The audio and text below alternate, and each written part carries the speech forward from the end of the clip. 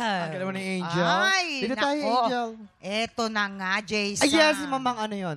Ako naman na magsasabi Okay, sa'yo. sige. Ano yun? Na ito palang si Angel ay SK Kagawad sa Barangay Kupang, dyan sa amin sa Antipolo. Ayan, kaya ang galing. Aba Ang dami yung naman. project, yung mga flood control project. Hoy! Hindi ba yan? Sorry. Hindi kami Kala ko binaba. kasi may project.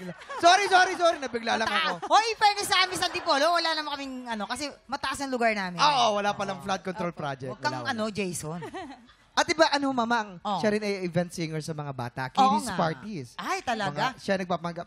Siya minsan si Mga- Princess Elsa, si Ngayon? Moana. Bakit Moana na? Galit na kay ni Elsa?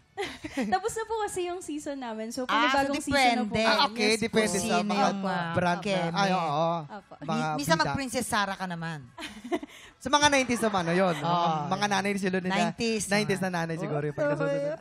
Alam ko, si Miss Menchin. Ano Menchin? Ano ba? Minchin? Menchin, binago na Menchin. pala. Menchin. Sorry, binago na. May-mention ka lang, mali pa. Romel, ang tawa mo, ah. Alam ko, Ako! ganito. Ewan ko sa'yo. Dalaga ka ba, Iha? May baby na po ako. Ang Yes cute kasi po. ng mukha niya. Na? Thank you po. Mukhang baby ka rin.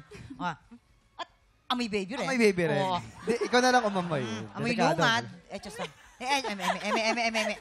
Eto ang ating mga inampalat. Ano kayang masasabi? Si Darren may sinasabi. Angel! Amoy ano? Amoy Hello baby po. nga. Baby Oo, yan. sabi mo, amoy baby, di ba? Okay, Angel. Run to You, Whitney Houston. Yung version mo, naging ano siya, parang friendly version, parang pop version, parang medyo sweet na Disney version. Ayan. And it explains why. Kasi nga, sabi mo, kumakanta ka sa mga event for kids, di ba? Siguro kaya yun yung naging default way of singing.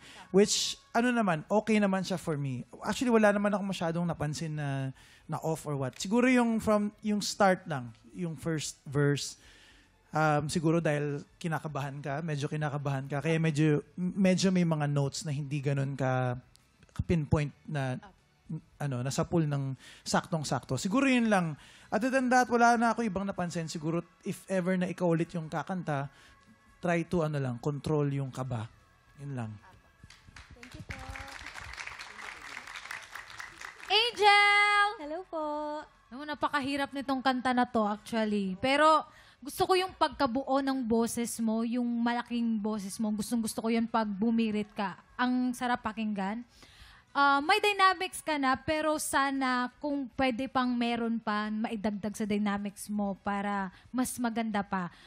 May mga konting parts lang, especially doon sa may dulo na, mga konting parts na di nasasapol, pero minimal lang naman. Minimal lang, super konti lang. Especially doon sa mga high notes, bigyan talaga natin doon ng pansin kasi yun talaga yung highlights nito eh. And, pero nagustuhan, wala masyadong minimal lang na hindi mo naaabot, pero nagustuhan ko pa din siya, yung performance mo. Kaya congrats. Thank you po. Angel, so far, ang iyong performance dito malayo doon sa original.